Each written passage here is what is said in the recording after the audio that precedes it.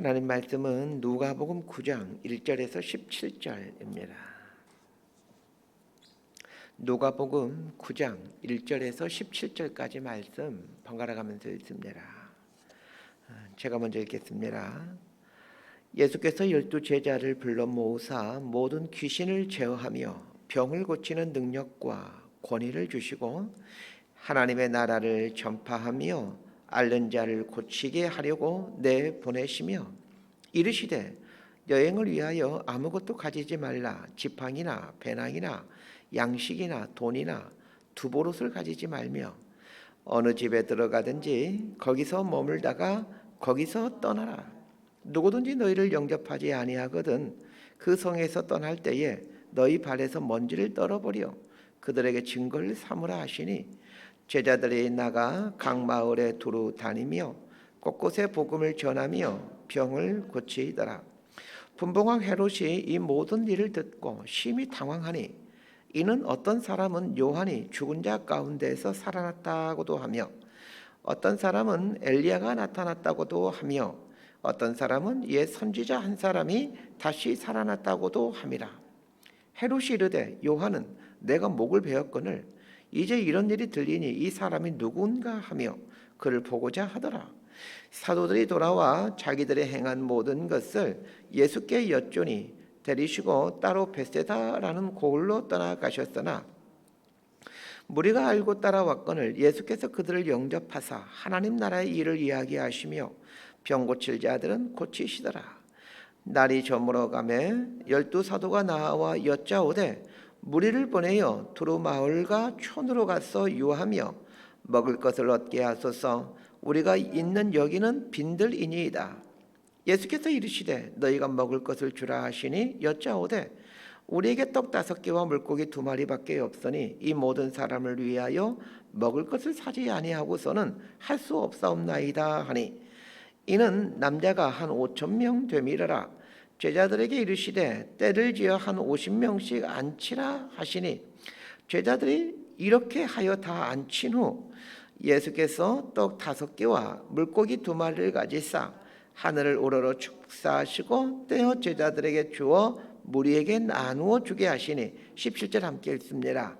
먹고 다 배불렀더라. 그 남은 조각을 12 바구니에 거두니라. 아멘. 오늘 본문에는 3개의 이야기가 나옵니다. 예수님께서 제자들 파송에 복음을 전하고 병을 고치시게 하는 이야기, 헤롯 왕이 예수님에 대한 소문을 듣고 자신이 죽인 세례 요한이 생각났다는 이야기, 그리고 마지막으로 오병이어의 기적입니다. 연속적인 세 사건은 얼핏 보면 아무런 연관없는 이야기로 보여지지만 깊이 생각해 보면 이 3개의 사건이 하나의 주제를 향하고 있다는 것을 알게 됩니다. 오늘 본문을 이해하는 열쇠는 이 제자들과 헤롯 왕을 비교하는 것입니다. 이 사람들의 마음 가운데는 한 세상 사는 동안 왕이 되려 하는 습성이 있습니다. 누군가 위에 군림하는 자로 인생을 살고 싶은 욕망이 있습니다. 오늘 본문에 헤롯 왕이 대표적인 사람이죠. 자, 1절에서 6절까지 말씀 함께 읽도록 하겠습니다. 시작. 예수께서 12 제자를 불러 모으사 모든 귀신을 제어하며 병을 고치는 능력과 권위를 주시고 하나님의 나라를 전파하며 앓는 자를 고치게 하려고 내보내시며 이르시되 여행을 위하여 아무것도 가지지 말라. 지팡이나 배낭이나 양식이나 돈이나 두보롯을 가지지 말며 어느 집에 들어가든지 거기서 머물다가 거기서 떠나라. 누구든지 너희를 영접하지 아니하거든 그 성에서 떠날 때에 너희 밭에서 먼지를 떨어버려 그들에게 증거를 삼으라 하시니 제자들이 나가 각 마을에 두루 다니며 곳곳에 복음을 전하며 병을 고치더라. 예수님께서 12 제자를 부르신 가장 큰 목적 중에 하나는 제자들을 파송하기 위함입니다. 이 파송하겠다라는 말 한번 생각해 보십시오. 파송하겠다라는 것은 소유하지 않겠다라는 뜻입니다. 제자들을 소유하지 않겠다는 뜻입니다. 예수님은 사람을 소유하려고 하지 않았습니다. 소유하려고 하지 않을 때 인격적인 관계가 형성됩니다. 그런 면에서 파송한다라는 것은 본래의 자기가 되어 살게 한다라는 말이기도 합니다. 파송한다라는 것은 상대방의 인격을 존중하여 하나님께서 본래 창조하신 본래의 모습대로 살아가도록 하겠다라는 뜻이기도 합니다. 그를 신뢰하고 믿기에 파송할 수 있습니다. 예수님께서 애초부터 제자들을 파송하기 위해 제자로 부르셨습니다. 부르심에 대한 목적이 분명합니다. 보내기 위해서, 파송하기 위해서 제자로 부르셨던 것입니다. 예수님이 12제자를 세상에 파송하시면서 그들에게 주시는 것이 있습니다. 귀신을 제어하는 능력과 병 고치는 능력입니다. 이것은 이 땅의 능력이 아니라 하늘의 능력입니다. 제자들이 하늘의 능력인 귀신을 제어하는 능력, 병 고치는 능력을 받았을 때 얼마나 좋았겠습니까? 자, 여기서 중요한 교훈 한 가지를 얻게 됩니다. 복음을 들고 세상 속으로 들어가고자 할 때 하늘의 능력이 임하게 된다는 것입니다. 우리는 하늘의 능력이 임하면 세상 속으로 들어갈 수 있을 거라고 생각을 합니다. 하나님, 저에게 하늘의 능력을 부어주십시오. 그러면 세상 속으로 들어가 하나님의 능력을 증거하겠습니다. 이렇게 생각하고 이렇게 얘기합니다. 그러나 복음을 들고 세상 속으로 들어갈 때 선교지로 떠날 각오를 하게 되면 그제서 하늘의 능력이 임하게 됩니다. 예수님은 제자들에게 세상으로 파송하시면서 하늘의 능력을 주셨습니다. 반면에 제자들에게서 빼앗아간 것이 있습니다. 세상에 속한 것들입니다. 정확히 말하면 세상에 속한 사람들이 갖고자 하는 것들을 예수님은 빼앗아 가십니다. 지팡이를 빼앗아 가고 배낭이나 양식이나 돈이나 두벌 옷을 가지지 말라고 말씀하십니다. 이것은 소유에 대한 욕심, 소유에 대한 염려를 갖지 말라는 얘기입니다. 예수님이 제자들에게서 빼앗은 것은 소유욕이었습니다. 예수님이 왜 지팡이를 가지지 말고 돈이나 양식을 가지지 말라고 제자들에게 말씀하셨던 것일까요? 소유와 영적인 능력이 연관성이 있기 때문입니다. 많이 소유하면 영적인 능력이 나오기가 어렵습니다. 영적인 능력은 온전히 하나님을 신뢰할 때 나오게 됩니다. 그런 면에서 많이 소유하면 하나님을 신뢰하지 않게 됩니다. 없으면 하늘을 봅니다. 반면에 많이 소유하면 땅을 봅니다. 참 이상하죠? 아무것도 없으면 나도 모르게 배짱이 생깁니다. 이런 배짱을 믿음이라고 표현합니다. 반면에 조금 있으면 비굴해집니다. 그리고 많이 있으면 교만해집니다. 저는 교회를 개척할 때 700만 원밖에 없었던 것들이 하나님께 감사를 드립니다. 한 1억 정도 있었으면 제가 비굴해졌을 것 같습니다. 한 1억 정도 있으면 누군가가 조금 도와주면 그리 어렵지 않게 교회를 개척할 수 있기 때문입니다. 만약 한 50억쯤 있었으면 아나무인이 되었을 겁니다. 땅도 사고 교회도 지을 만큼 있었으면 교만해집니다. 하나님이 없어도 내가 가진 것으로 할 수 있다라고 생각했을 것입니다. 전 예수님이 제자들을 보내면서 양식도 갖지 말고 돈도 갖지 말고 옷도 갖지 말라는 말이 이제 조금 이해가 됩니다. 제자들은 처음 이 말을 듣을 때 예수님께 참 섭섭했을 겁니다. 그러나 예수님께 보냄받아 사역을 하게 되면서 예수님께서 왜 이 말씀하셨는지 알게 되었을 겁니다. 이건 머리로 아는 것이 아니라 삶으로 깨닫는 지혜입니다.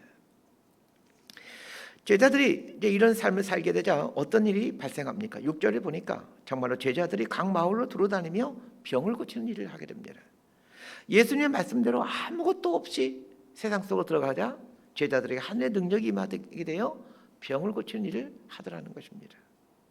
자, 10절과 11절 말씀 함께 읽도록 하겠습니다. 시작. 사도들이 돌아와 자기들의 행한 모든 것을 예수께 여쭈니 데리시고 따로 벳세다라는 고을로 떠나가셨으나 무리가 알고 따라왔거늘 예수께서 그들을 영접하사 하나님 나라의 일을 이야기하시며 병 고칠 자들은 고치시더라. 제자들이 예수님으로부터 파송받아 각 마을로 가서 복음을 전하고 이제 예수님께 돌아왔습니다. 자, 그 후에 어떤 일이 생깁니까? 예수님과 제자들이 벳세다라는 마을로 떠나가셨지만 가는데 사람들이 알고는 거기까지 쫓아오더라는 것입니다. 이건 뭘 의미합니까? 제자들에게서 영적인 능력이 나오자, 하늘의 능력이 나오자 사람들이 제자들에게 오더라는 것입니다. 세상에 속한 사람들은 우리 그리스도인들이 얼마나 많이 소유하고 얼마나 많이 배웠느냐에 관심이 없습니다. 그리스도인들에게 영적인 능력이 있느냐에 관심이 있습니다. 자기들에게 없는 것에 관심이 있지 자신들이 가지고 있는 것에 대해 관심이 없습니다. 그런데 우리 그리스도인들은 착각하죠. 세상 사람들이 우리들에게 관심 있는 것은 우리가 얼마나 많이 소유했는가, 얼마나 많이 배웠는가 같은 것이라고 생각을 합니다. 그렇지 않습니다. 그리스도인이 세상에 줄 수 있는 선물은 하늘로부터 오는 것들입니다. 영적인 능력, 하늘의 평화, 용서, 이런 걸 기대하고 있습니다. 그런데 재미있는 것이 있습니다. 1절에서 6절까지는 예수님의 제자들 파송할 때 상황을 말해주고 있고 10절부터는 이제 파송받은 후 돌아와서의 상황을 얘기하고 있습니다. 파송하기 전에는 제자들 이렇게 표현하고 있습니다. 반면에 돌아온 후에는 사도들 이렇게 표현하고 있습니다. 10절을 보세요. 사도들이 돌아와 이렇게 나와 있습니다. 파송받을 때는 분명히 제자라고 나왔는데 파송받은 후 돌아오자 사도라고 부르고 있습니다. 사도라는 말은 보냄을 받은 자라는 뜻입니다. 제자들은 사도가 되어야 합니다. 부르심이라는 말과 연관된 말이 제자라는 말이라면 파송, 보내심 여기에 해당되는 말은 사도입니다. 우리는 머물러 있지 말아야 합니다. 파송받아야 합니다. 그게 그리스도인이고 그게 교회입니다. 자, 7절부터 9절까지 말씀 함께 보도록 하겠습니다. 시작. 분봉왕 헤롯이 이 모든 일을 듣고 심히 당황하니 이는 어떤 사람은 요한이 죽은 자 가운데서 살아났다고도 하며 어떤 사람은 엘리야가 나타났다고도 하며 어떤 사람은 옛 선지자 한 사람이 다시 살아났다고도 함이라. 헤롯이 이르되 요한은 내가 목을 베었거늘 이제 이런 일들이 들리니 이 사람이 누군가 하며 그를 보고자 하더라. 예수님께서 제자들 파송하는 이야기와 이 파송받아서 돌아온 이야기 사이에 생뚱맞게도 헤롯 왕에 대한 이야기가 등장합니다. 누가복음을 기록한 누가는 의사로서 아주 논리적이고 치밀한 사람입니다. 그런데 제자들의 파송 사건과 돌아온 이후의 사건 사이에 갑자기 헤롯 왕의 이야기를 집어넣습니다. 왜 누가는 헤롯 왕의 이야기를 여기에 집어넣었던 것일까요? 이런 게 성경을 보는 눈입니다. 제자들과 헤롯 왕을 면밀히 비교해 보시길 바랍니다. 먼저 헤롯에게는 있지만 제자들에게는 없는 것이 있습니다. 소유입니다. 헤롯은 왕입니다. 이스라엘 사람 중에 가장 많은 걸 소유하고 있는 사람입니다. 반면에 제자들은 어떻습니까? 그나마 조금 있었던 약간의 돈, 약간의 양식, 약간의 옷까지도 예수님은 소유하지 말라고 말씀하십니다. 그리고 세상으로 파송하셨죠. 헤롯은 절대 권력을 갖고 있습니다. 그러나 제자들은 아무런 권력이 없습니다. 예수님은 제자들에게 지팡이조차 갖지 말라고 말씀하셨습니다. 지팡이는 자신을 보호할 수 있는 최소한의 도구입니다. 자신을 지키기 위한 약간의 권력도 소유하지 말라고 말씀하십니다. 헤롯 왕은 많은 걸 소유하였고 절대 권력을 소유하고 있습니다. 반면에 제자들은 아무것도 가진 것이 없고 자신을 최소한을 보호할 수 있는 지팡이조차 내려놓았습니다. 그런데 제자들과 헤롯의 차이를 보십시오. 자, 헤롯 왕의 삶을 보십시오. 첫 번째로 그가 경험하고 있는 것이 무엇입니까? 7절을 보세요. 심히 당황하니. 절대 권력을 갖고 있는 헤롯 왕이 심히 당황하고 있습니다. 거기서 그치지 않습니다. 세례 요한을 죽인 것 때문에 심한 죄책감에 시달리고 있습니다. 이스라엘에 살던 사람 중에 가장 많은 걸 소유하고 절대 권력을 갖고 있는 사람의 모습은 당황함과 죄책감입니다. 반면에 제자들의 삶을 보십시오. 아무것도 가진 게 없습니다. 그런데 그들은 사람들에게 뭘 줍니까? 병을 고쳐주고 귀신을 쫓아내줍니다. 헤롯은 세례 요한을 죽인 반면 제자들은 사람들을 살려나가고 있습니다. 10절 이하부터 나오는 이 오병이어 사건을 잘 살펴보시길 바랍니다. 제자들에게 있는 것이라곤 물고기 2마리와 보리떡 5개가 전부입니다. 성경에는 나오지 않았지만 자, 헤롯이 가지고 있는 것은 얼마나 되겠습니까? 헤롯 왕이 가지고 있는 것 뭐 너무 많아서 상상할 수가 없겠죠. 헤롯이 많은 걸 갖고 있는데 헤롯이 누군가를 살려냅니까? 아무도 살려내지 못합니다. 오히려 누군가를 죽이고 있습니다. 세례요한을 죽이고 있습니다. 반면에 제자들은 물고기 2마리와 보리떡 5개밖에 없지만 남자만 5,000명, 어린아이와 여자까지 합쳐서 한 2만 명 이상을 살려내고 있습니다. 헤롯은 누군가의 것을 빼앗는 사람입니다. 심지어는 사람 목숨조차도 빼앗은 사람입니다. 그러나 제자들은 나눠주고 있는 사람들입니다. 자, 13절 말씀 함께 읽도록 하겠습니다. 시작. 예수께서 이르시되 너희가 먹을 걸 주라 하시니 여짜오되 우리에게 떡 5개와 물고기 2마리밖에 없으니 이 모든 사람을 위하여 먹을 걸 사지 아니하고서는 할 수 없사옵나이다 하니, 제자들 앞에는 지금 수만 명의 군중들이 있습니다. 어린아이부터 여자까지 합치면 약 2만 명이 정도가 예상되어집니다. 그런데 예수님은 제자들을 향하여 너희가 먹을 걸 주어라 말씀하십니다. 마치 야, 니들이 데리고 왔으니까 니들이 책임져라 이렇게 말씀하시는 것 같습니다. 그런데 제자들이 이 물고기 2마리와 보리떡 5개밖에 없다는 것을 예수님은 너무 잘 알고 계십니다. 그럼에도 불구하고 너희가 먹을 걸 주어라 말씀하십니다. 자, 이 말씀을 보면서 영적인 법칙 한 가지를 알아야 합니다. 나에게는 없는데 하나님께서 주라 라고 말씀하시면 그것은 하나님이 주시겠다는 뜻입니다. 나에게는 없는데 자꾸 내 마음에 누군가에게 주어야 된다는 부담감이 들 때는 하나님이 주시겠다는 뜻입니다. 대신 내게 있는 그 물고기 2마리, 보리떡 5개는 내놓을 생각을 해야 합니다. 내가 할 것은 내가 갖고 있는 것을 내드리는 것이지 하나님이 하시고자 하는 것까지 내가 하려고 해서는 안 됩니다. 내가 드릴 거는 물고기 2마리, 보리떡 5개입니다. 하나님이 하실 거는 그걸로 뻥튀기 하는 것입니다. 내가 뻥튀기 하려고 해서는 안 됩니다. 우리 주님은 자신 앞에 있는 수만 명의 군중을 보면서 제자들에게 먹을 걸 주라고 말씀하셨습니다. 반면에 헤롯은 수백만의 백성들에게서 어떻게 좀 뜯어먹을까를 생각하고 있었습니다. 어떻게 이 많은 백성들에게서 약탈할까? 그래서 내 배를 채울까? 이걸 생각하고 있었습니다. 저는 오병이어를 묵상할 때마다 이 오병이어 물고기 2마리와 보리떡 5개의 상황은 늘 내 상황이라는 것을 알게 됩니다. 나는 늘 가진 게 없습니다.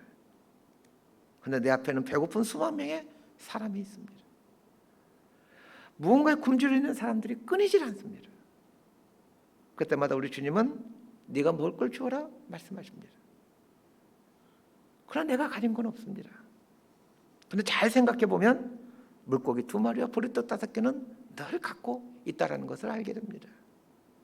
아무리 없어도 물고기 2마리와 보리떡 5개는 항상 갖고 있었다는 것을 알게 됩니다. 그래서 저는 희망을 갖습니다.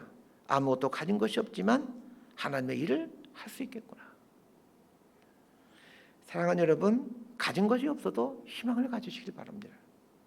보잘것없는 물고기 2마리와 보리떡 5개를 통해서도 우리 예수님께서 일하시지 않습니까? 문제는 기꺼이 내어드릴 용의가 있느냐의 문제이지 내가 얼마나 갖고 있냐의 문제가 아니다라는 것입니다. 물고기 2마리와 보리떡 5개는 한 사람이 한 끼 식량입니다. 한 끼 굶을 각오를 하느냐 하지 않느냐가 하나님의 기적을 베푸느냐 베푸지 않느냐의 차이입니다.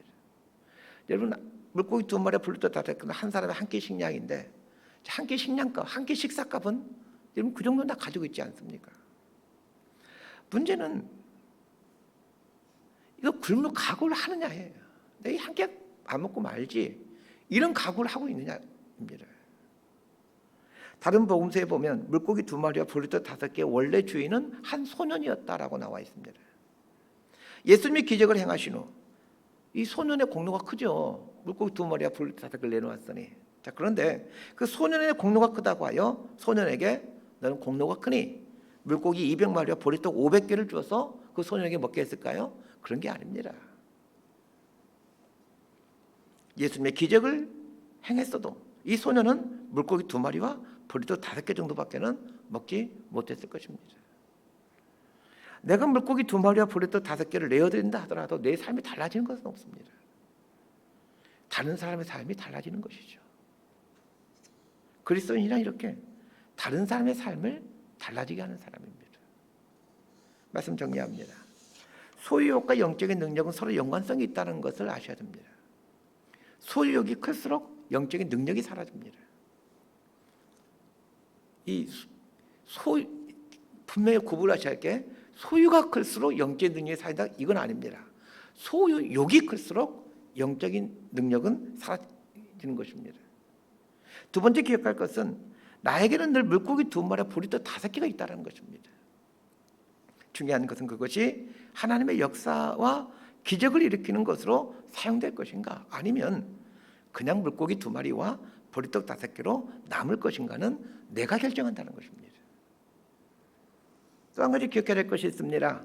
용기를 내어 나에게 있는 물고기 2마리와 보리떡 5개를 내어드려 하나님의 기적을 일으키는 도구로 사용되었더라도 나에게 돌아오는 몫은 여전히 물고기 2마리와 보리떡 5개라는 것을 기억해야 됩니다. 그러나 분명한 사실은 하나님이 작은 나의 믿음을 그분의 도구로 사용하셨다는 것이고 많은 사람들이 희망을 보고 하나님의 능력과 하나님의 생명을 보고 기쁨을 누렸다는 것입니다. 잘 생각해 보십시오. 여러분 이날 한 2만 명이 모였는데 그 2만 명의 사람들이 한 끼 식량을 먹은 것 때문에 감사했을까요? 이 하늘의 능력이 임한 것, 하나님께서 기적을 행하신 것, 그것 때문에 기뻐하지 않았겠습니까? 우리의 인생은 물고기 2마리와 보리떡 5개 같은 인생입니다. 헤롯이 되려고 하지 말고 하나님께 드려지는 이 물고기 2마리와 보리떡 5개의 인생이 되려고 하십시오. 궁궐에 살고 있었던 헤롯의 삶을 구하지 말고 광야에 거하는 물고기 2마리와 보리떡 5개의 인생을 추구하시길 바랍니다. 하나님께서 그 사람의 인생을 귀하게 사용하십니다. 이렇게 살아가는 저와 여러분 되기를 진심으로 소망하고 축복합니다. 기도하겠습니다. 하나님 아버지, 많은 걸 소유하고자 했던 헤롯 왕을 생각해 봅니다. 그토록 많이 가졌는데도 심히 당황하고 죄책감에 시달리며 살았던 불쌍한 그 인생을 생각해 봅니다. 물고기 2마리와 보리떡 5개 같은 삶을 살았던 제자들의 삶을 묵상해 봅니다. 아무것도 가진 게 없지만 예수님의 손에 내어드림으로 위대하게 쓰임받는다는 것이 무엇인지를 보여준 이 제자들의 삶을 본받게 되기를 원합니다. 인생이 참 빠르게 지나갑니다. 아침 한기와 같이 한순간에 사라지는 것이 인생임을 압니다.